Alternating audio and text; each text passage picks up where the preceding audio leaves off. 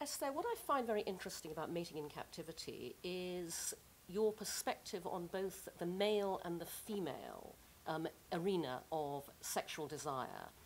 Can you tell me, how have men reacted to reading Mating in Captivity, and what do your male readers say to you about the way that it's helped them and influenced their lives and relationships? You know what's interesting? This is one of those few books that a man buy and put on the night table of the woman. And part of it is because it's a very male-friendly perspective, actually.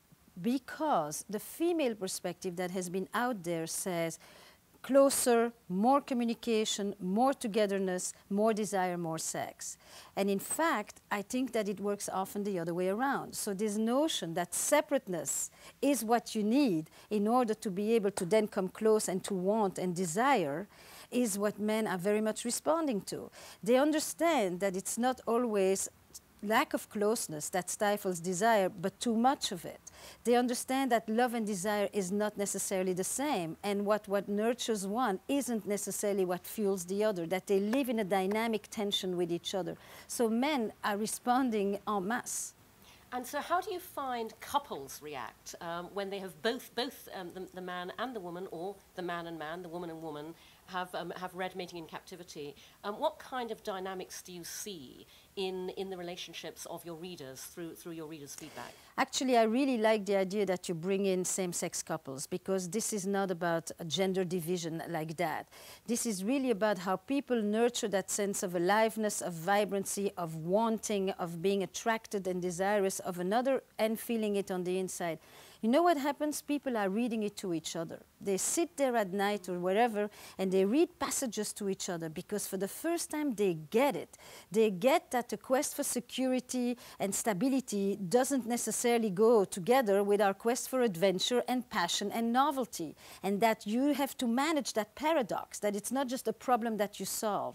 So they are having conversations in an intelligent way about sex in their relationship, or for people that are not in relationships for that matter. That isn't what often happens in this country, which is either smut or sanctimony.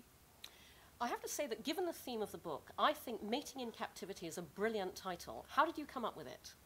Well, two ways. One, it's from anthropology, and that apes also in the zoo didn't want to mate in captivity. Two is from D.H. Lawrence, and the notion that we need space in order to want another.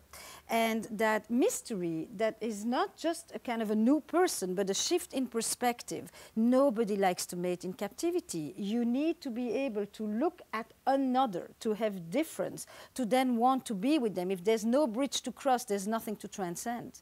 And much of what goes on today is about confusing intimacy with fusion. It's about collapsing all the needs that people have into one person, and to ask from one person to give us what once an entire village used to provide. So if you want the X back in sex, if you want to bring lust home, which are probably two of the biggest challenges that we have had in modern sex, in modern couples, it requires the opposite of what we keep being told, which is intimacy breeds sexuality, and I would say sometimes, but not all of it. I'm a huge believer that if everybody was having more sex and more better sex, the world would be a much happier place. What is your ultimate objective with Mating in Captivity and all of your work? What is your vision for what you personally would like to achieve? I think that a lot of people, individuals and couples, they survive. They're not alive.